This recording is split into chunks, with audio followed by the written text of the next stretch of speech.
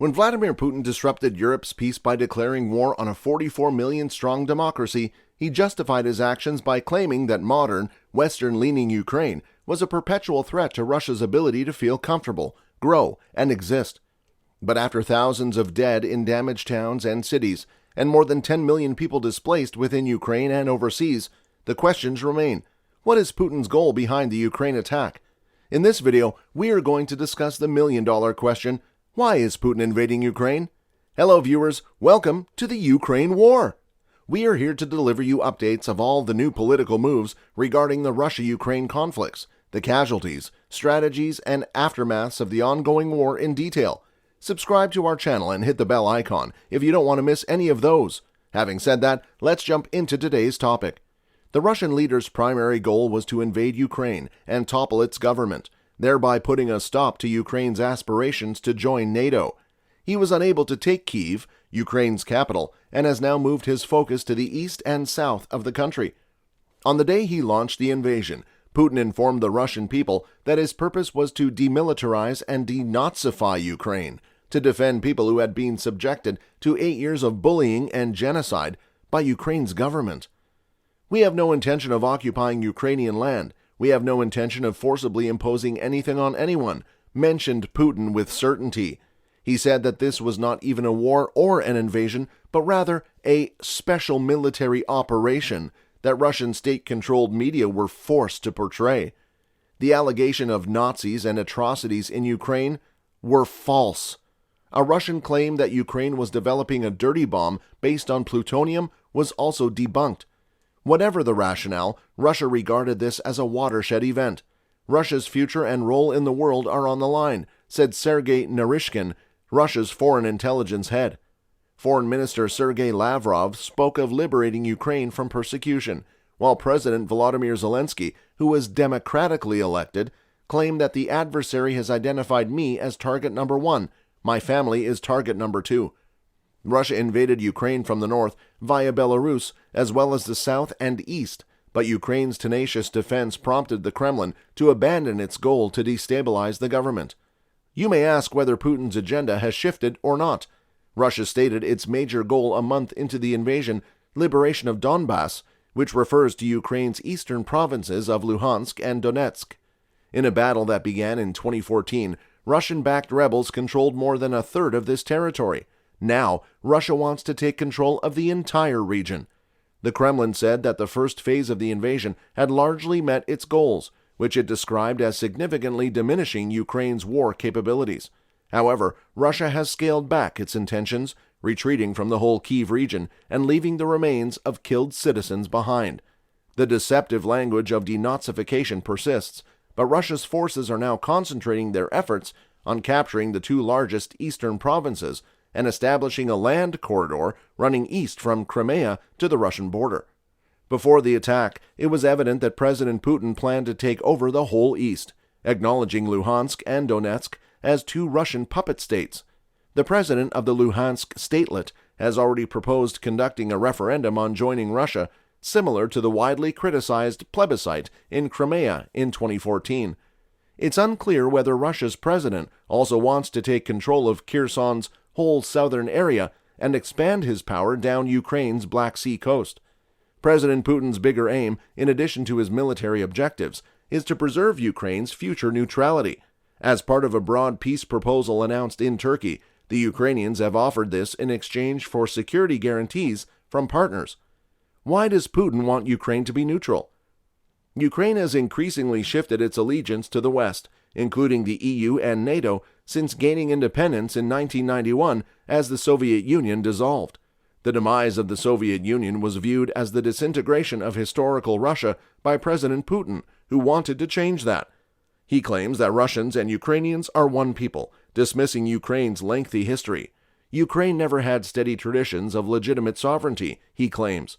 His pressure on Viktor Yanukovych, Ukraine's pro-Russian president, to not sign a deal with the European Union in 2013 sparked riots that culminated in the president's ouster in February 2014. After seizing Crimea in Ukraine's south, Russia sparked a separatist revolt in the east and a conflict that killed 14,000 lives. He tore up an unfulfilled 2015 Minsk peace pact as he prepared to invade in February, accusing NATO of jeopardizing our historic future as a nation, asserting without evidence that NATO members sought to bring the war to Crimea.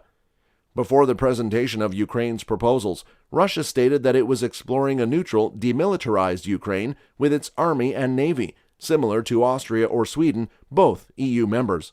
Austria is a non-aligned country, while Sweden is a neutral country. President Zelensky had previously stated that the Ukrainian people had grasped the fact that they would not be accepted by NATO. It's the truth, and it needs to be acknowledged.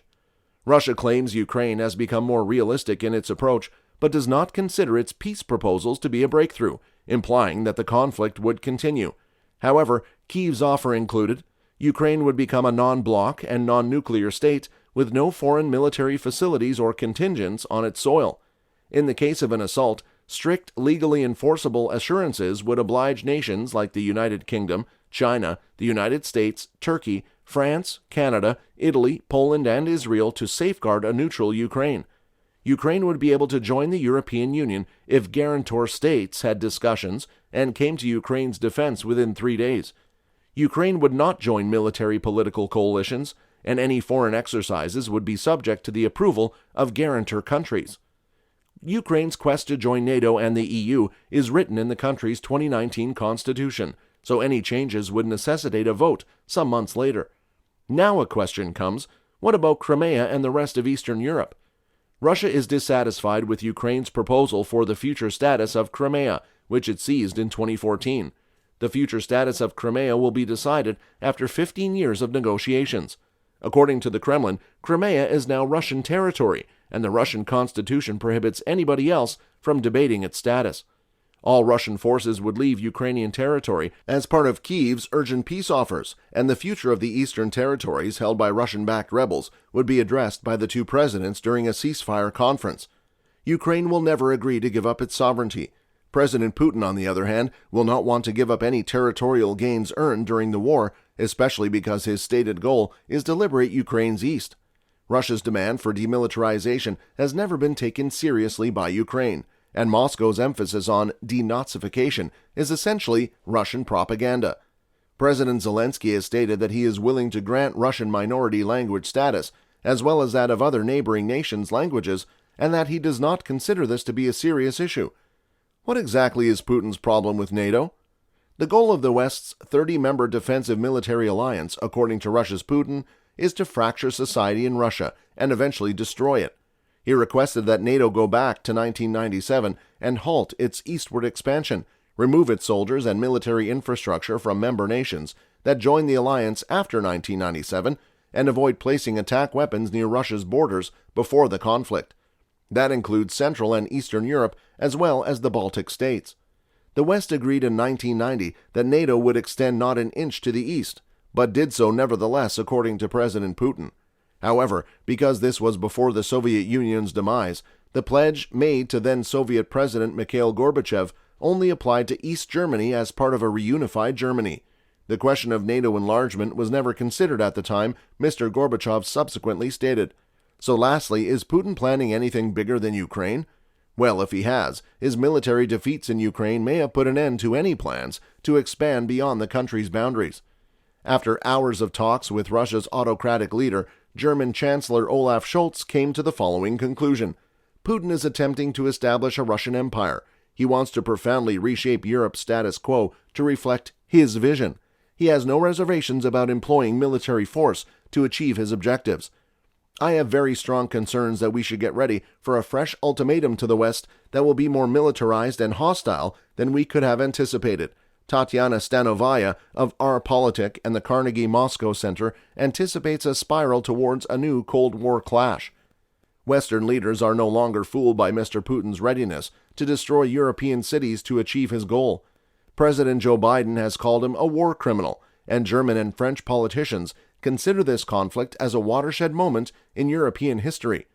Before the conflict, Russia asked that all U.S. nuclear weapons be banned from crossing national borders. The United States had proposed to begin discussions on limiting short and medium-range missiles, as well as a new treaty on intercontinental missiles, but there is still possibility of that occurring for the time being. Speaking about Russia's future, the magnitude of the Western response to President Putin's invasion has astounded him. He knew NATO members would never send forces on the ground in Ukraine, but he had no idea the scope of the sanctions, which are already having a significant impact on Russia's economy, and he is furious. The United Kingdom and other Western countries have targeted Russia's economy in several ways, like the assets of Russia's central bank have been frozen, and major banks have been cut off from the worldwide SWIFT payment network. The United States has prohibited Russian oil and gas imports, while the EU wants to reduce gas imports by 2/3 in a year and phase out Russian oil by the end of 2022. Germany has put a hold on the approval of Russia's Nord Stream 2 gas pipeline, which is a big investment for both Russia and European industries. Russian airlines have been restricted from flying over the European Union, the United Kingdom, the United States, and Canada. Well, President Putin and his daughters, Foreign Minister Sergei Lavrov, and several other people have been sanctioned. No peace settlement with Ukraine will stop the sanctions, and Vladimir Putin is well aware of this. Instead, Putin has retaliated against Russians who oppose the war. True patriots will always be able to separate themselves from filth and traitors, Russian President Vladimir Putin declared. Over 15,400 anti-war demonstrators have been arrested, and practically all independent media outlets have been shut down. There is no meaningful political opposition left, because it has either fled the country or been imprisoned for years in a strict regime penal colony, as in the case of opposition leader Alexei Navalny. Well, that's a complex scenario for the Russian-Ukraine dispute. Would Putin stop Russia's aggression any day soon? What would be Ukraine's fate in the end? Tell us in the comments. If you like this video, please give it a thumbs up, subscribe to our channel, and turn on notifications so you don't miss any of our upcoming videos. Until then, peace.